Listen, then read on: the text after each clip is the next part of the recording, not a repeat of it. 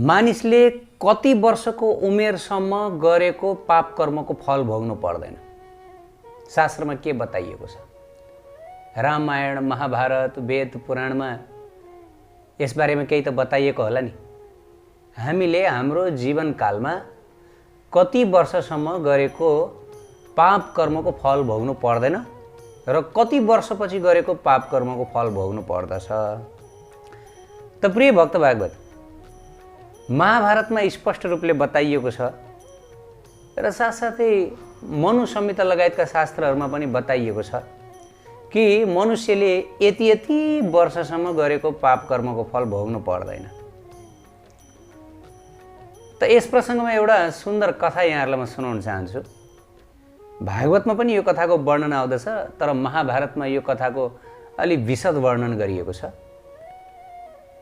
विदुर जो पूर्वजन्ममा यमराजजी हुनुहुन्थ्यो, यमराजजी के कारणले गर्दाखेरि विदुर भएर जन्मनुभयो? विदुर, धृतराष्ट्र अनि त्यसपछि आएर को पाण्डु, तीनजना दाजुभाइ। त विदुरको पूर्वजन्मको एउटा बडा सुन्दर, बडा रोचक एउटा दृष्टान्त छ महाभारतमा। यो कथा फेरि महाभारतमा विदुरजीलाई नै सुनाइएको। यो कथामा वर्णन गरिँदैछ कि मनुष्यले कति वर्षसम्म गरिएको पाप कर्मको फल भोग्नु पर्दैन र कति वर्षबाट गरिएको पाप कर्मको फल भोग्नु पर्छ। एक एक पाप कर्मको फल भोग्नु पर्छ। त महाभारतमा यो सुन्दर कथाको वर्णन गरिएको छ। बडा उपदेशमूलक कथा रहेको छ। सबैजनाले ऱ्याप्ट एटेन्सनका साथ यो कथा सुनिदिनु होला। किन भन्दा यो कथा हामीले किन सुन्नुपर्छ भने हाम्रो समसामयिक घटनाहरूसँग सम्बन्धित पनि छ। हामी सबैले यसबाट शिक्षा प्राप्त गर्दछौँ, महान शिक्षा प्राप्त गर्दछौँ। त महाभारतमा यो कथा विदुरजीलाई नै भनिएको थियो र यो कथा विदुरजीकै कथा हो। महाभारतबाट हामीले के जानकारी प्राप्त गर्दछौँ, भागवतबाट पनि के जानकारी प्राप्त गर्दछौँ भन्दाखेरि महाभारतका मुख्य पात्रहरूमध्ये विदुरजी पनि मुख्य पात्रमा गनिनुहुन्छ। विदुर, धृतराष्ट्र र पाण्डु, तीनजना दाजुभाइ। त यी जो विदुर, जसको विदुर नीति भनेर एउटा प्रसिद्ध नीति पनि छ, बडा नैतिकवान नीति छ, त्यो अध्ययन गर्न सकिन्छ, त्यसबाट धेरै नैतिक शिक्षा प्राप्त गर्न सकिन्छ। त यी विदुरजी पूर्वजन्ममा यमराजजी हुनुहुन्थ्यो। त कुन चाहिँ श्रापको कारणले गर्दा, कुन चाहिँ ऋषिले कस्तो किसिमको श्राप दिनुभयो जसका कारण यमराजजी विदुरजी भएर जन्मनु पर्यो भूतलमा, त त्यो कथा वर्णन गरिएको छ महाभारतमा। त प्रिय भक्त भागवत, एकचोटिको कुरो हो, केही डाकुहरूको समूह मिलेर राजाको राजकोष, गरगहना आदि लुटेर भागे जङ्गलको बाटो। राजाका सिपाहीहरूले ती लुटेर चोर डाकाहरूको पिछा गरे अनि ती चोरहरू भाग्दै भाग्दै जङ्गलको बिचमा पुगे र त्यो जङ्गलको बिचमा चाहिँ मण्डुक नाम गरेका एक महान ऋषि मौन व्रत धारण गरेर ध्यानमा लिनु हुनुहुन्थ्यो। अनि चोरहरूले लुक्ने ठाउँ यसो यताउता खोजे, कहीँ कतै लुक्ने ठाउँ पाएनन्। उनीहरूले सल्लाह गरे, कहीँ कतै लुक्ने ठाउँ पाइएन, ल यिनै ध्यानमा बसेका ऋषिको आश्रमभित्र लुकौँ भनेर ती चोरहरू आफूले चोरी गरेको धन सम्पत्ति सहित ती ऋषिको आश्रमभित्र गएर लुके। राजाका सिपाहीहरू पनि ती डाकाहरूको खोजी गर्दै ऋषिको आश्रममै आए, मण्डुक ऋषिको आश्रममा आए। अनि यसो यताउता खोजे, कहीँ पनि फेला पार्न सकेनन्। अनि लाग्यो हुनसक्छ यी ऋषिलाई थाहा होला। ऋषिलाई आएर सोधे, हे ऋषिवर, यही बाटो भएर केही व्यक्तिहरू धन सम्पत्ति लिएर जाँदै गरेको देख्नुभयो? तिनीहरू चोर हुन्, तिनीहरूले राजकोष चोरी गरेर भागेका छन्, कृपया भन्नुहोला। त यस प्रकार सोधे। तर अब मण्डुक ऋषि त तपस्यामा, विशेष गरी मौन व्रत धारण गरेर बस्नुभएको त्यो ध्यानमा लिनु हुनुहुन्थ्यो। उहाँले बोल्नु भएन, निशब्द रहनुभयो। जतिचोटि बोल्ने अनुरोध गरे पनि ऋषिले बोल्नु भएन। अनि त्यसपछि राजाका सिपाहीहरू हुनसक्छ यहीँ भित्र आश्रमभित्र यी चोरहरू लुकेको हुन सक्छन् भनेर सिपाहीहरू भित्र गएर हेरे। भित्र गएर हेर्दा खोज तलास गर्दा त धन सम्पत्ति सहित लुकेर बसेका चोरहरू फेला पारे र तुरुन्त च्याप समातेर पाता कसेर राजा समक्ष पुर्याए। केवल चोरहरूलाई मात्रै होइन, ती राजाका सिपाहीहरूलाई लाग्यो हुनसक्छ यी जो तपस्या गरेर बसेका जो ढोङ्गी छन्, हेर्दा बाहिर साधु जस्तो देखिन्छन्, तर वास्तवमा यी चोरहरूको मुख्य नाइके सरदार त यिनी नै हुनुपर्दछ भन्ने शङ्काले ऋषिलाई पनि समातेर लिएर गएर राजा समक्ष पेश गरे। यी चोरहरू मिलेर महाराज हजुरको सम्पत्ति खजाना लुटेका हुन्। त्यसपछि राजाले ती ऋषिसँग सोध्नुभयो, हे हेर्दाखेरि त महात्मा हुनुहुन्छ, तपाईँले मलाई भन्नु पर्यो, साँच्चै तपाईँले चोरी गर्नुभएको हो भनेर सोद्धाखेरि ऋषिले भन्नुभयो, केही पनि भन्नु भएन। ऋषिले मौन व्रत धारण गरेर बस्नुभएको थियो, केही पनि बोल्नु भएन। अनि त्यसपछि राजालाई पनि लाग्यो पक्का यी त बाहिर मात्र ढोङ हुन्, यी ऋषि होइनन्, यी त चोरका मुख्य सरदारै हुन् भनेर त्यसपछि बडा कठोर सजाय सुनाए। कठोर सजाय सुनाए। त्यो सजाय थियो कि सबैलाई सुलीमा टाँग्ने। हेर्नुहोस्, पहिले पहिले यस्तो कठोर सजाय हुन्थ्यो। चोरी गर्नेलाई, बलात्कार गर्नेलाई, हत्या गर्नेलाई, विशेष यो 3 पाप कर्म गर्नेलाई, चोरी गर्ने, बलात्कार गर्ने, हत्या गर्ने, यिनलाई मृत्युदण्ड नै दिन्थ्यो। कठोर मृत्युदण्ड दिन्थ्यो। किन भन्दा यी 3 भनेको महापाप मानिन्छन्, बडा महापाप। यदि कोही व्यक्तिले यी 3 महापाप गर्दछ भनेदेखि मृत्युपछि उसले असह्य पीडा भोग्नु पर्दछ, नारकीय यातना भोग्नु पर्दछ नरकमा। त्यही भएर यदि कुनै राजाले उनीहरूलाई यहाँ मृत्युदण्ड दिने हो भनेदेखि नरकमा उनीहरूको यातना कम हुन्छ भनेर हाम्रो शास्त्रमा बताइएको छ। त्यही भएर पहिले पहिले धार्मिक संहिता अनुसार राजकाज हुन्थ्यो। त्यही भएर राजाहरूले यी 3 विशेष पाप कर्म गर्नेलाई मृत्युदण्ड दिने गर्दथे। के हुन् ती 3 पाप कर्म? बलात्कार, चोरी र हत्या। त प्रिय भक्त भागवत, अनि अब त्यसपछि चोरी कार्यमा संलग्न सबैलाई मृत्युदण्ड सुनाइयो। सबैको लागि सुली तयार गरियो। चोरहरूलाई सुलीमा टाँगियो, चोरहरू मरे। अनि त्यसपछि जो मण्डुक ऋषि हुनुहुन्थ्यो उहाँलाई पनि सुलीमा टाँगियो। तर अब शक्तिशाली ऋषि हुनुहुन्थ्यो, उहाँलाई केही पनि भएन, आफ्नो तपोबलद्वारा उहाँ जीवितै रहनुभयो। अब राजालाई थाहा भयो कि वास्तवमा मैले जसलाई सुलीमा चढाएँ यी चोर नहुनु भएर यी त महान ऋषि हुनुहुन्थ्यो, जसको तपोबलको कारणले गर्दा उहाँलाई केही पनि भएन। राजा ऋषिको शरणमा पर्नुभयो। हे ब्राह्मणदेव, हे ऋषिवर, मलाई माफ गर्नुहोस्, मैले अन्जानवश हजुरलाई सुली चढाउने कोसिस गरेँ, मबाट ठुलो भुल भयो, मलाई माफ गर्नुहोस् भनेर ऋषिको चरणमा परे।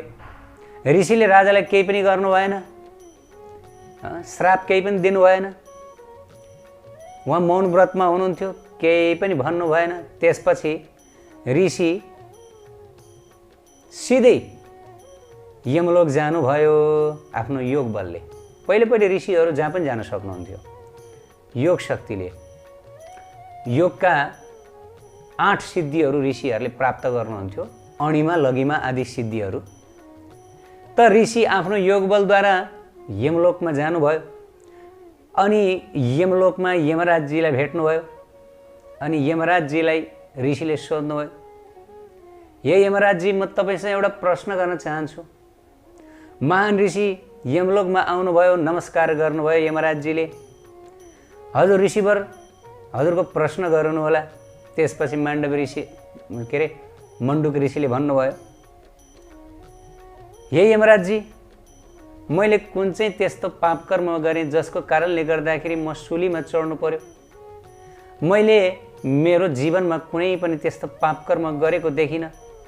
मैले कुन चाहिँ त्यस्तो पाप कर्म गरेँ जसको कारणले गर्दा मैले यो फल भोग्नु पर्यो? मलाई बताउनुहोस्। त यस प्रकार सोद्धाखेरि यमराजजीले बताउनु भयो कि हे ऋषिवर, तपाईँले बाल्यकालमा एउटा कमिलाको मलद्वारमा काँडा घोसार्नु भएको रहेछ। त्यही पाप कर्मको फलस्वरूप तपाईँ सुलीमा चढ्नु पर्यो। अनि त्यसपछि मुण्डक ऋषिले सोध्नुभयो, तपाईले बाल्यकालमा एउटा कमिलाको मलद्वारभित्र काँडा घुसार्नु भएको रहेछ। त्यही पाप कर्मको फलस्वरूप तपाईँ शूलीमा चढ्नु पर्यो। जब यस प्रकार यमराजजीले भन्नुभयो, त्यसपछि मण्डुक ऋषिले भन्नुभयो, बाल्यकालको मतलब कति वर्ष यमराजजी? अनि त्यसपछि यमराजजीले भन्नुभयो, त्यस्तै 7-8 वर्ष, कति वर्ष? अनि मण्डुक ऋषिले तुरुन्तै यमराजजीलाई श्राप दिनुभयो, तपाईँ वास्तवमा न्यायकर्ता होइन, तपाईले शास्त्र विपरीत कर्म गर्नुभयो। शास्त्रमा बताइएको छ कि 10 देखि 12 वर्षसम्मका बालकहरूले यदि कुनै पाप कर्म गरे, यदि कुनै दुष्कर्म गरे भने उनीहरूलाई दण्ड सजाय दिन मिल्दैन। वैदिक शास्त्रमा बताइएको छ। त्यस्तै 12 वर्षसम्मका बच्चाहरूले यदि पाप कर्म गर्छन् भनेदेखि कुनै पनि किसिमको गिल्ट भन्छ नि, गिल्ट, त्यसको फल उनीहरूले भोग्नु पर्दैन। किन भन्दा त्यो बेला उनीहरू निर्दोष रहन्छन्। उनीहरूलाई यो सही, यो गलत, यो धर्म, यो अधर्म केही पनि थाहा हुन्न। हाम्रो शास्त्रमा समर्थन गरिएको कुरो थाहा हुन्न नि बालकहरूलाई। त प्रिय भक्त भागवत, अनि ऋषिले यति भन्नुभयो, तपाईँले शास्त्र अनुसार कार्य गर्नु भएन, त्यसैले म तपाईँलाई पृथ्वीलोकमा शूद्रको योनि प्राप्त गर्नको लागि श्राप दिन्छु। शूद्रको जस्तो व्यवहार गर्नुभयो, जुन पापको लागि दण्ड दिनु उचित थिएन, तपाईँले यस्तो दण्ड दिनुभयो, तपाईँलाई श्राप दिन्छु भने तुरन्त श्राप दिनुभयो। त्यसपछि यमराजजी विदुर भएर जन्मनुभयो। महाभारतमा जो मुख्य पात्रहरूमध्येका एक विदुर भएर जन्मनुभयो। अनि त्यसबेला मण्डुक ऋषिले घोषणा गर्नुभयो कि 14 वर्षसम्मका बालबालिकाले गरेको जुन पाप छ, दुष्कर्म छ, त्यसको फल उनीहरूले भोग्नु पर्दैन भनेर यस प्रकार यो निर्णय गर्नुभयो। त प्रिय भक्त भागवत, शास्त्रमा धेरै ठाउँमा यो सपोर्ट गरिएको छ कि 10 देखि 14 वर्षसम्मका बच्चाहरूले गरेको पाप कर्मको फल उनीहरूलाई लाग्दैन भन्ने एउटा विश्वास छ। अब यो शास्त्रमा कहाँ कहाँ निश्चित गरिएको छ त्यो त म भन्न सक्दिनँ, तर महापुरुषहरूको वचन कहीँ 8 वर्ष भनिएको छ, कहीँ 10 वर्ष, कहीँ 12 वर्ष, कहीँ 14 वर्ष। तर अब भनौँ अब 14-15 वर्ष, किनभने यो बेला छ्यान विचार हुँदैन, सही सत्य छुट्याउन सक्ने शक्ति हुँदैन, शास्त्र ज्ञान हुँदैन, र त्यसपछि आएर निर्दोष बन्छन्। हेर्नुहोस् है, निर्दोष हुन्छ नि। त महाभारतको यो सिद्धान्तलाई आजको आधुनिक सभ्यताले पनि स्वीकार गरेको छ, जसलाई जुबिनाइल ल भनिन्छ। जुबिनाइल ल भने के हो? एडल्ट, अर्थात् 18 वर्षभन्दा मुनतिरका बच्चाहरूलाई एडल्ट मानिन्छ। र एडल्टहरूले गरिएको कुनै क्राइम छ, त्यो क्राइमको उनीहरू भागी बन्नु पर्दैन, बरु उनीहरूलाई रिहेबिलिटेसनमा लगिन्छ, सुधार गृहमा राखिन्छ, तर झ्यालखानमा राखिन्न, दण्ड सजाय, मृत्युदण्ड आदि दिइँदैन भन्ने यस्तो किसिमको विश्वास छ, होइन त? जुबिनाइल ल, होइन, मैले सुनेको यस्तै जुबिनाइल ल। त महाभारतमै यो चाहिँ के यिनै ऋषि जो मण्डुक ऋषि हुनुहुन्थ्यो उहाँकै सिद्धान्तलाई फलो गरिएको हो। यो बच्चाहरूलाई दण्ड नदिनु उनीहरूले गरेको पाप कर्मको फलको। त प्रिय भक्त भागवत, अब मेरो विषयमा बताउनु पर्दाखेरि बाल्यकालमा मैले पनि यस्तै किसिमका धेरै पाप कर्म गरेको थिएँ। हुन त शाकाहारी पवित्र कुलमा जन्मिएको म, हत्या हिंसाबाट धेरै टाढा थिएँ, रक्तपात मैले देख्नै परेन मेरो जीवनकालमा। तर पनि बाल्यकालको उल्पट्याङ, हाम्रो गाउँघरतिर ती गाइने किराहरू हुन्थे कि दसैँ तिहारको समयमा भुर्र पखेटा हल्लाउँदै उड्ने, अनि ती गाइने किराहरू समात्न बडा रहर लाग्थ्यो। साथीभाइसँग खेल्दा खेल्दै गाइने किरालाई च्याप्प समातिन्थ्यो पुच्छरमा, अनि त्यो गाइने किराको पुच्छरमा डोरी बाँधेर भुर्र उडाइन्थ्यो, बडा रमाइलो लाग्थ्यो बचपनमा। अनि यस प्रकार ती गाइने किराहरूलाई समात्ने क्रममा कति गाइने किराहरू मर्थे, कति मरे, कति गाउँघरतिर साङ्लाहरू धेरै आउँथे, साङ्लाहरू पनि खुब मारियो।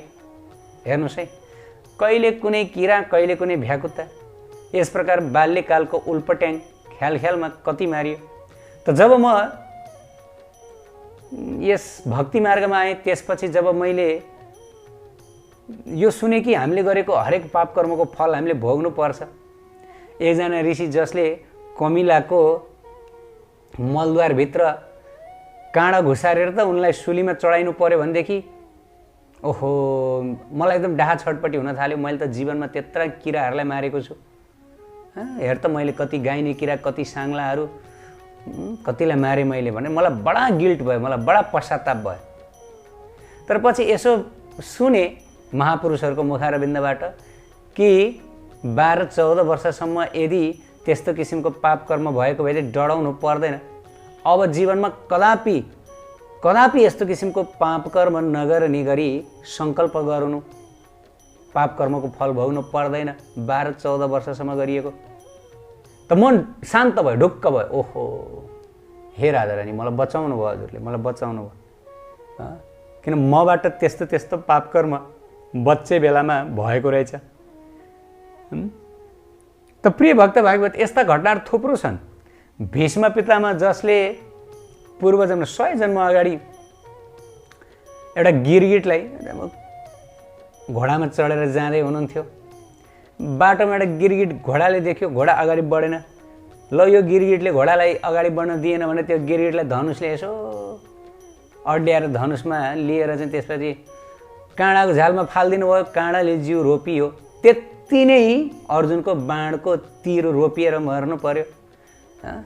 त आजकल मानिसहरू पाप कर्म गर्न डराउँदैनन्, हत्या हिंसा गर्न डराउँदैनन्। हेर्नुहोस् त प्राणीहरूको कसरी मारकाट गर्छन्। आमामामा, दसैँ आउँछ होइन, चाडबाड आउँछ, काँचै खाइदिन्छन्। अझ पूजाको नाममा, धर्मको नाममा। अरे कहाँ हाम्रो शास्त्रमा प्राणी हत्या गर्नु, रक्तपात गर्नु, हिंसा गर्नु, बलि चढाउनु भन्यो? यहाँ त शास्त्रमा स्पष्ट बताइयो। अरे एउटा कमिलाको मलद्वारमा काँडो घोसार्दा त यहाँ सुली चढ्नु पर्यो। यो सत्य घटना हो, सत्य भागवतमा वर्णन गरिएको छ। कमिलाको मलद्वारमा काँडो घुसार्दाखेरि सुलीमा चढ्नु पर्यो। अब हामी यसो विचार गर्नु, कल्पना गर्नु, हामीले कति पाप कर्म गरेका छौँ। हामीले यस्ता कमिला त लाख मारेका छौँ, करोड मार्यौँ होला हामीहरूले।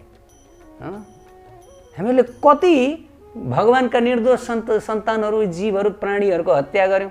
यो होइन कि केवल मनुष्यहरूलाई मारेर मात्रै पाप लाग्ने, जस्तो क्रिस्चियनहरू मान्दछन् कि मनुष्यभित्र मात्रै आत्मा हुन्छ, त्यही भएर मनुष्यलाई मार्दाखेरि पाप लाग्छ, अन्य प्राणी पशु पक्षीलाई मारेर पाप लाग्दैन भनेर उनीहरू ठुल्ठुलो गाई मार्ने बच्चाला, सुँगुर मार्ने बच्चाला खोल्दछन्। विश्वमा सबभन्दा बढी मारकाट फैलाउने भने क्रिस्चियनहरू त हो नि। क्रिस्चियनहरूमा जस्तो मारकाटहरू कहीँ पनि छैन। किन भन्दा बाइबलले नै सपोर्ट गरेको छ भन्छ। यथार्थमा संसारमा कुनै पनि धर्म राम्रोसँग पालना गरिएको छैन। न हिन्दू धर्म, न क्रिस्चियन धर्म, न इस्लाम धर्म। सबतिर हत्या हिंसा छ, सबतिर प्राणी हिंसा छ। धर्मले कहिले पनि हिंसा गर्न सिकाउँदैन।